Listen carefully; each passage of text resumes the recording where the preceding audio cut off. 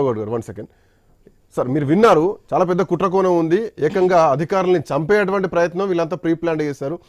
మరి అట్లాంటి హత్య రాజకీయాలు తెలంగాణలో ఉన్నాయా? అది బీఆర్ఎస్ పార్టీ ఇట్లాంటి స్కెచ్ వేసిందా?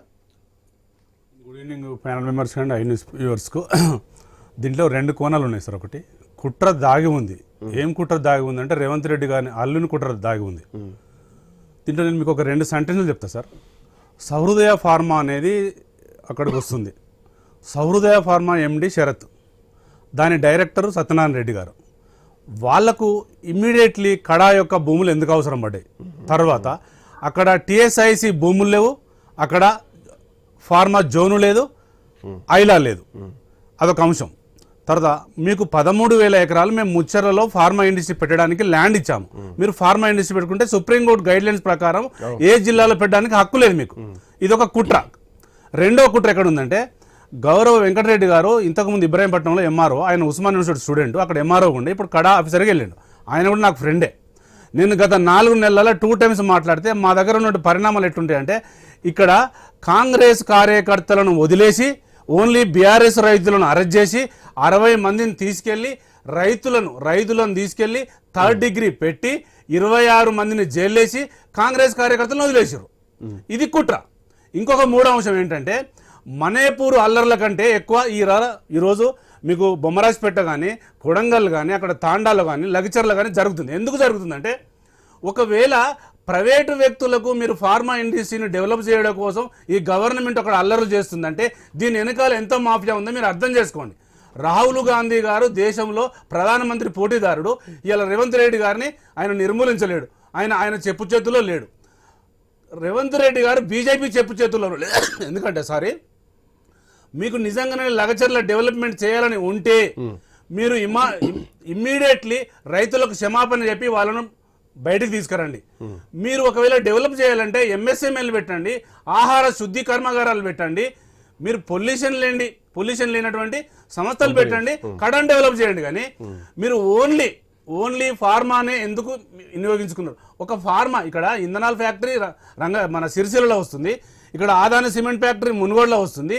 ఇది టాపిక్ డైవర్ట్ చేయడం కోసం ఇవాళ నేను చిన్న ఎస్టీల గురించి చెప్తా సార్. మీకు ఒక చిన్న బేబీ 23 సంవత్సరాల అమ్మాయి ప్రెగ్నెన్సీ ఉంది. వాళ్ళ హస్బెండ్ను ఇట్లా గొర్ర గుంజుకపోయి 3rd డిగ్రీ పెట్టారు. ఇది మానవ హక్కుల ఉల్లంఘన కాదా? ఇది రాష్ట్ర ప్రభుత్వం యొక్క వైఫల్యం కాదా? నేను ఏమంటున్నానంటే, లంబాడ తండాలలో ఇలా కుట్ర దాగి ఉందంటారు.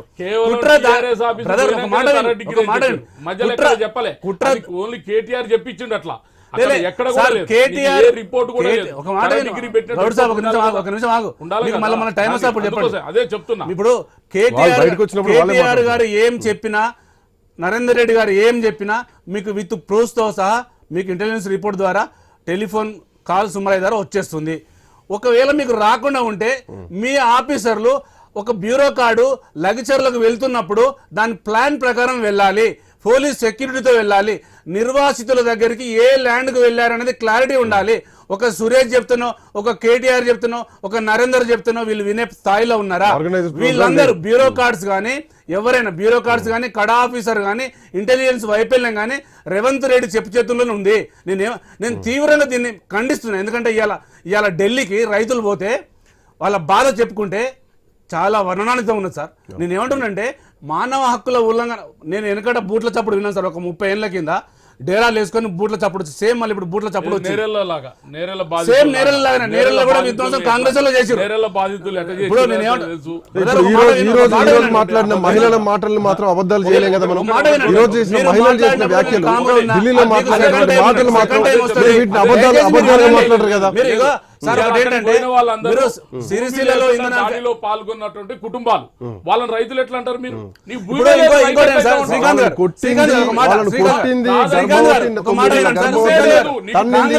కాంగ్రెస్ పార్టీ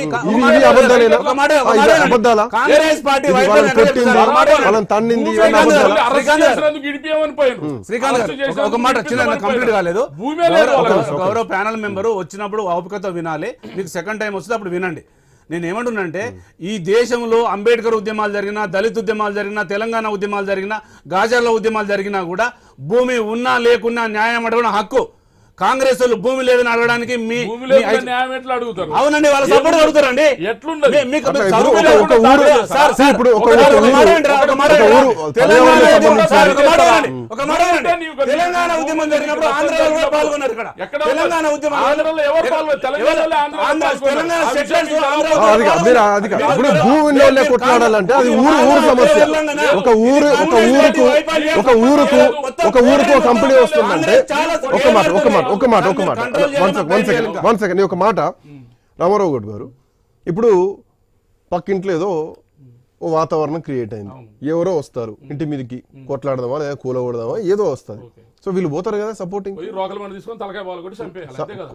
కొట్టడం సెకండ్ కొట్టడం అక్కడ పరిస్థితి అగ్రెసివ్ ఏం జరిగిందో తప్పు, అధికారులు కొట్టడం తప్పు.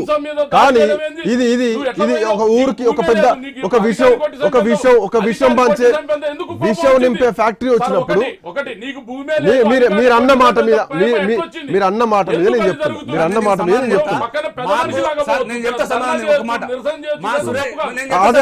అది తప్పు కొట్టడం తప్పు. నేను చెప్తా, సురేష్ బిఆర్ఎస్ కార్యకర్తనే మావాడు డైవర్ట్ చెయ్యలేదు. మీకు దమ్ముంటే రికాల్ చేయండి, మీకు దమ్ముంటే ఎంక్వైరీ చేయండి.